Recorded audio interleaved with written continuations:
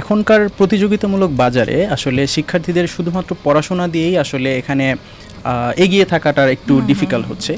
তো এইখানে যে জিনিসটা আমি মনে করি যে শিক্ষার্থীদের জন্য সবচেয়ে বেশি গুরুত্বপূর্ণ হতে পারে সেটা হচ্ছে বেশ কয়েকটা জিনিস, যেমন হচ্ছে টেকনোলজিক্যাল নলেজ।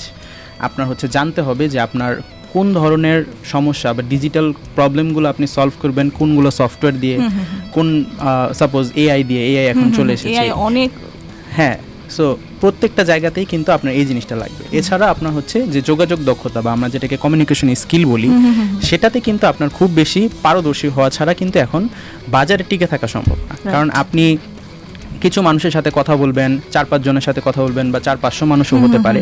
আপনার কিন্তু লাইফে এমন অনেক সিচুয়েশন আসবে যে আপনার ওই জায়গাটাতে আপনার লিড দিতে হবে, যে কোনো একটা জায়গাতে, যে কোনো একটা পজিশনে। তো ওইসব জায়গায় আপনি যদি সঠিকভাবে আপনার যে মতামতগুলো আছে সেগুলো যদি এক্সপ্রেস না করতে পারেন, তাহলে কিন্তু দেখা যাবে যে আপনার যে মনের ভাবটা সেটা আপনার ফার্স্ট অফ অল প্রকাশ করতে পারবেন না, দ্বিতীয়ত আপনি যেটা টার্গেট অ্যাচিভ করতে যাচ্ছেন সেটাও হবে না। কারণ কি, আপনি ভালোভাবে এক্সপ্রেস করতে পারছেন না। এটা অন্যতম একটা বিষয় হতে পারে।